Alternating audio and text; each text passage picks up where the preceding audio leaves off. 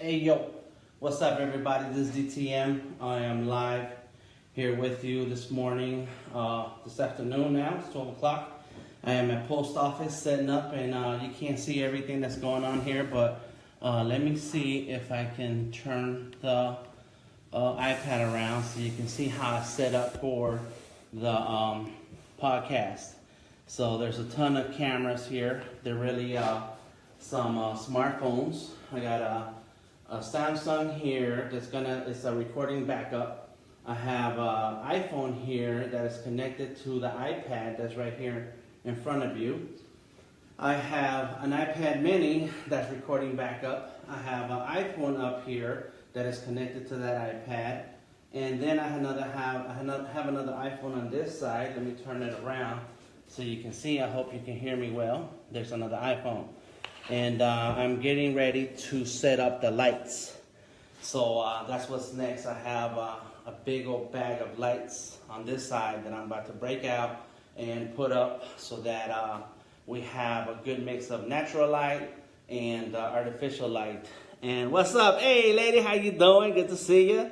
I hope wherever you're at now is treating you well. I know last time we talked you were moving out of town. So I just want to take a moment while I set up to talk about a couple of things that are always on my mind. And hopefully you can hear me. And while I get these things, actually let me pull this up so that I'm kind of closer and you can hear me. So the subject of today's live stream, which won't be long, is how to find an artist for your project, and two, how should illustrators or artists approach people about their art projects. And so one thing that I see a lot on Facebook is that people who post and say, I need an artist, I'm working on a book, I have a comic book, I have a children's book, I have an animation, I need an artist, please leave your portfolio link or show me your work. And that's all the information.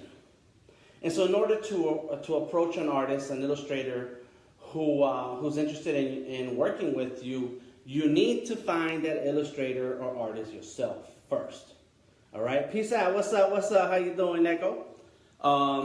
So if you have an art project that you need an artist, if you have a project that you need an animator, you need an illustrator for, don't just throw it out there on Facebook. If you do decide that you want to throw it out on Facebook, please add, this is a comic book project of 10 pages, and these are 3 art styles that I'm interested in. And the project will start next month and needs to be finished in 6 months. I have a small budget. Please contact me for details. Say something like that. The important thing is that when you're looking for an artist and you're just throwing the information out there, you should throw enough information that then the artists who are looking at this post can then respond. And only those artists who are interested in the information that fits, only the artists whose information fits the information that you posted should respond. And only the artists whose art style match what you're looking for should respond. And only the artists who have the type of portfolio that you're looking for, if it's a children's book, then those artists who are used to doing children's books should be the ones to respond. Basically, you want to put out as much information as possible so that you get the right mix of artists or illustrators or animators to respond to you. Instead, if you don't put out enough information, if you just say, hey, I'm looking for an artist who's out there, you're going to get a ton of different people, from the best artists in the business to those who are just starting out and need a chance. And you're going to have to go through a lot of information and a lot of conversations to finally find the artist that's going to fit your project. And so that is a lot of extra work that nobody needs. Amen. Yes, sir. Pastor Dan. Thank you, Michael. And so what I suggest you do is, first, look through artist profiles. Find artists. A lot of us artists use hashtags in our work. Go through Instagram, type in hashtag children illustrator, children book. Illustrator, digital art, etc., right? And then a lot of profiles will come up. A lot of posts will come up. And just dig through them. Take your time looking through them. As you're looking through these profiles, start paying attention to the artists who have the type of style that you're looking for. If you don't know the type of style that you're looking for, then go to the library, go to Barnes & Noble, and look through the children's books section and find a kind of book that fits that art style or the type of storytelling that you're about. So then you start finding something that matches you and say, okay, I like this art style, I like that art style, I like the way they did this book. Let me take some pictures. Let me look for who's the illustrator who did this book. Maybe you can approach that illustrator if their information is, thank you, sir, very clear. Maybe you can approach that illustrator based on the information that's in that book, or you may just need to do a Google search for that illustrator. And maybe that illustrator has opportunities open to contact and see about them working on your book. Of course, it's going to depend on your budget. But most often, the case is going to be that it's easy to find out who that illustrator is. So let's say that you find the art styles that you're interested in. You may even go through Google and find your favorite children's books writers. And then you find the artists they work with. And then look through their portfolio and see if those are the kind of artists you want to work with. Don't think about are they have the right attitude, are they professional. Just look for the art style. Once you have a good mix of artists whose art style you are interested in, then you start contacting them. Send them an email, say, hey, my name is Dan Flores, I'm a writer, I've written 5 books, and I'm ready to start publishing my books. It's a comic book, graphic novel, children's books, etc. It is 15 pages. I want 5 illustrations in my book. I want it to be full color. These are the samples, and I'm attaching examples of the kind of artwork I'm looking for, and you appear to have that kind of art style, and we match. I'm interested in your services and finding out more if we have an opportunity to collaborate. I'd like to know your rates. I'd like to know your schedule. I'd like to know your process. Please tell me about you and ask me any questions that will allow us the chance to get to know each other and see if we're a match. That's how you find an illustrator. That's how you find an artist. Start with their work. Start with their talent. Start by doing a search and looking around. If you belong to a children's books illustration and writers group on Facebook, start looking through some of the posts. Find the artist that you want to talk to. That is a more effective way of finding the artist who's going to be able to work with you than you just throwing a post on Facebook and say, hey, any artists here? I'm going to write, I have written a book and I need an illustrator or an artist to work with me. That just is too vague. It opens too many the doors to too many people who may or may not be interested in working with you, but they're just going to just respond because you said something. That's right, DTM. Yes, sir. Chris, see the artist. So that's how, if you're a writer, a content creator in need of an artist or illustrator, that's how you should approach it. Research first. Think about the kind of art you want. Find the type of artist that fits just that style, and then approach them with as much information as possible so that then you can get a professional and well thought out proposal or conversation that's going to lead to your project being done. All right, that's for you who are looking for artists. What about if you're an artist and looking for projects and interested in projects? Because I'm an artist, all right, I draw, I paint, and I do animations, illustrations, and I work in 2D and in traditional digital media. So I'm an artist, I'm a full-time artist, and I'm talking to you artists out there. Don't be lazy.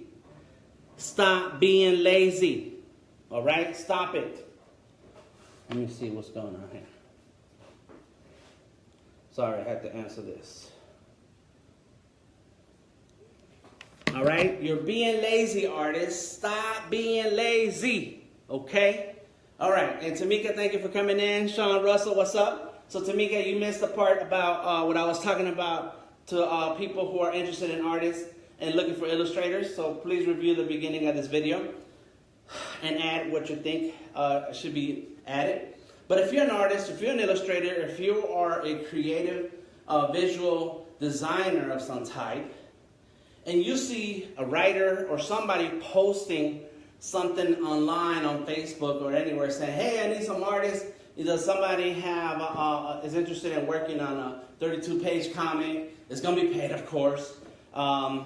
Please leave me a link. And what I see a lot of artists doing, no laziness, don't do it. What I see a lot of lazy artists doing, okay? I see lazy artists saying, hey, I'm an artist. Here's my link. If you like my work, send me an email. What? That's lazy. You know what I do, and this is what I want you to do.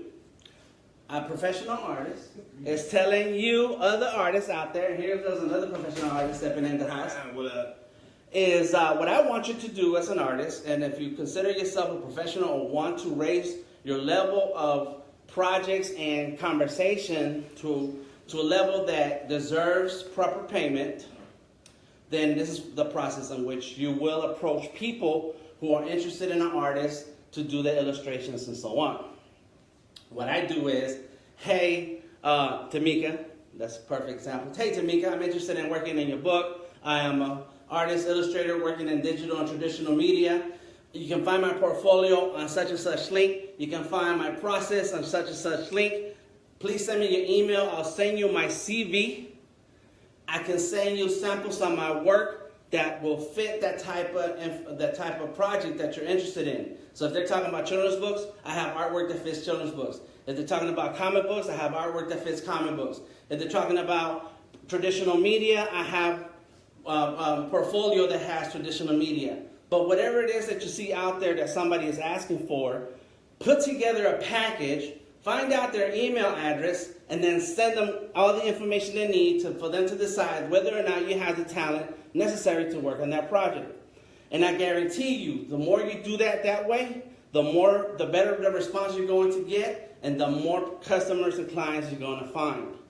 And but some of them people will even give you some good tips on how to get your work better too. Sure. Like you said, if they don't, you put out the package, if it ain't good enough, that's right. Some people will generously they'll respond, correct. You know? And so what Wayman, the Mad Penciler, is referring to, and we've gone for jobs, him and I, for the same job, we didn't even know it.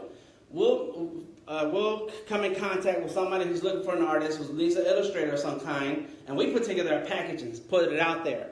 And if you don't get the job, sometimes they'll tell you, well, Dan, I wish you could work better on backgrounds. I wish you were better, or you had more work that had buildings and streets and stuff. And I don't draw streets, I draw people. Okay, cool. Well, then you get some feedback, and then you know what to do for the next time, or put together that kind of artwork that they want to see, and then bring it out in your portfolio.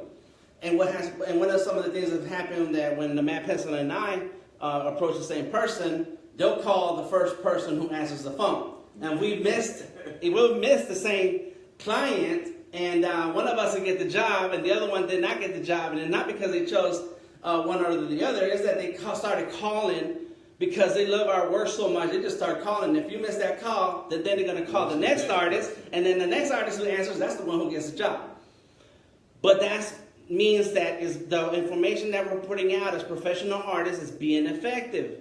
If you are not giving the potential client the information to them to make a knowledgeable decision, then there's no chance for you to get the gig. If all you're saying as a professional artist, and you consider yourself a professional artist because you're putting it out there that you have a portfolio somewhere, and you're responding to somebody saying, hey, I need an artist to work on my comic book. If you want to approach it as a professional artist, what you do not do is say, hey, check out my website, or look, no, here's the worst that I've seen. Hey, look through my Facebook profile. I post a lot of my drawings. See which one you like, and then we can work together. So you're asking your potential client to go look you up, to research your stuff, to then figure out if you're a fit. And I'm going to tell you that me as a contractor who contracts other artists to work with me and work on my projects, I'm not going to do that. You should come to me and have your work ready to go. And that's why we always talk about having a portfolio. That's why we always talk about having a profile somewhere online that shows the work that you want to get paid to do. And if you want to get paid to do professional art, then your portfolio should have professional art. If you want to be able to send information, professional sounding and looking information to potential customers, then you need to have a package that you can send out. You need to have a PDF of a CV, and I forget exactly what the CV stands for. It's some Latin sounding stuff, but the point that it has your resume, it has samples of your work, and it talks about who you are as an artist and the kind of work that you do. So then the potential customer can look at it and say, oh, this artist has got it going on. And that's how we get customers. We send out the proper information that lets them know everything they could possibly ask us. And as a professional artist or as an artist who's growing in their profession, the questions are always going to be the same. No matter who you talk to, no matter what type of client it is, the questions are always the same. Well, how much you charge? Mm-hmm. Well, what is your art style? How do you provide me the files? Turnaround. Yeah, how long is it going to take? When can I see some stuff? They're never going to ask how much money you need up front. That's information you need to have ready. So as the more you do it, the more you get into practice of talking and sharing of information, the more you'll notice it's always the same conversation when dealing with a client, a potential client or an actual client who's working on art. So eventually you get into that pattern and into that mode of having the right information that no matter what they ask, is all the information is here. And then whatever they don't get, like the Mad Penciler said, they're going to reach out to you and say, hey, I got some feedback on what you sent me, but I also have some questions.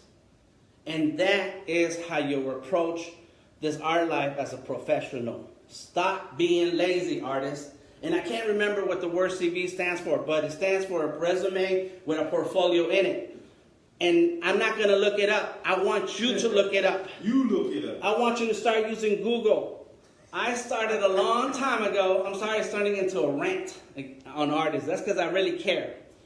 I started a long time ago in my art career when there wasn't any Google. There wasn't a YouTube. So it was a lot of faxing. So thank you, ma'am. Thank you, everybody who's leaving a comment. Curriculum vitae. Which is stands for play experience. Don't say if there's an actual translation. But okay. All right. But yeah, that's it. Curriculum vitae. Sorry, it's starting to turn to a rant, but I started my career a long time ago when we didn't have the online resources that we have today. And so all I had was a phone book, a big fat Yellow Pages phone book, and a fax machine. And I would open the phone book, call up design houses, and ask them, hey, how much do you charge a logo? I'm interested in a logo, and I'd like to find out some more information. Yes, sir, Rafael, curriculum vitae. All y'all need to go online right now on Google and search for it and look it up. And I'm going to tell you what to do after that. You look it up. So I would call these design companies and say, hey, y'all, I need a logo. How much do you charge for a logo? And the first thing they would say is, well, let's get your information. We have some questions, and then we can put a proposal for you. I was like, okay. So it's a little bit more than just asking a question and getting an answer.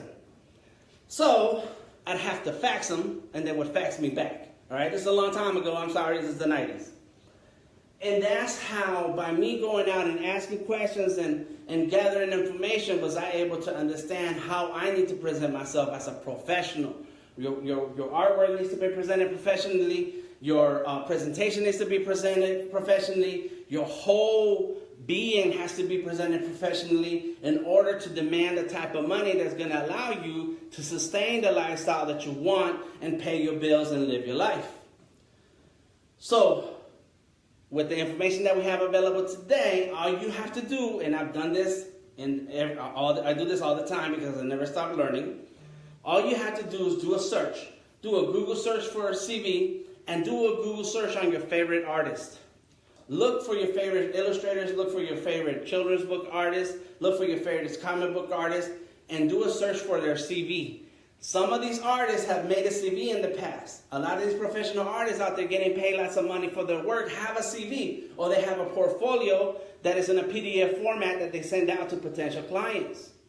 Look it up. I put mine together by looking through other artists' CVs and thinking to myself, okay, I see how they've organized this, I see how they've organized that. I have plenty of work that fits all of these things, so let me do my version. And I've used 10 different CVs, pulled out the things that I like the most out of those, and made my own and said, this is how I'm going to organize my information. And if you're an emerging artist and you don't have that body of work, that's why we tell you to draw every day. Because it's going to take a while to get to the level where your artwork is a chronological detailed resume. That's my wife, she says. That's what a CV is. Chronological detailed resume. It's going to take a lot of work on your part to have the body of work that shows what you're really good at. And once you show what you're really good at, that's when you can demand the type of money that's going to help you live that life that you want to live as a successful artist. But you have to put that work in now. So the more you draw, the more you focus on the kind of artwork you want to create and get paid for, the bigger you grow your body of work that becomes a portfolio, that then becomes your calling card, that then you say, you know what, this is what I can produce, this is what I work for, this is what I charge for, this is my process, I need a deposit to get started, and I can knock it out for you. So artists, don't be lazy, and if you're out there, a writer, a publisher of some kind who's looking for an artist, when you need an artist, just do a quick search. Do a search on Instagram, do a search on Twitter, do a hashtag, digital artist, do a hashtag, I like to draw, that's my hashtag, so just type in I like to draw, and I'll go ahead and knock out your work. But do a search for artists online that carry the type of artwork that you like. And if you don't know what hashtag or what name to pull up, go to the library, go to the bookstore, pick up a book, and say, hey, I like the way this artist drew this children's book. Who is the artist? Try to find out as much information as you can, and then approach them with as much information as possible so that that artist can say, oh, this person's serious. They know what kind of book it is. They know what kind of artwork they want. They know when they need this book done. They know they're going to have a budget, and they're just looking for the right artist to work with them. So those are my tips for today. Stay tuned for 1 hour from now. We're going to have Doodle Slice in here, and we're going to do a Facebook Live podcast with Artist King. We're going to talk about the art world. We're going to talk about his career. I wanted you to check out more information about what I talked about today at artistking.com/events. And check out the upcoming workshops and meetups. We have an awesome meetup this weekend, and a lot of workshops coming up this month. And what we try to do is try to share as much information as possible so the artists, we all have this professional process that gives us that respect and that pay rate that we deserve. All right, this is DTM. Matt Pencil came in while I was talking. See y'all around. Follow me anywhere on the internet under Delta Tango Mike. And if you leave a question on this video, I'll come back and answer it. All right, talk to you later. And I'm going to give you one more shot of what we got going on here. Those are the cameras. And I'm about to set up the lights. Talk to y'all later. Peace. Yeah, there we go.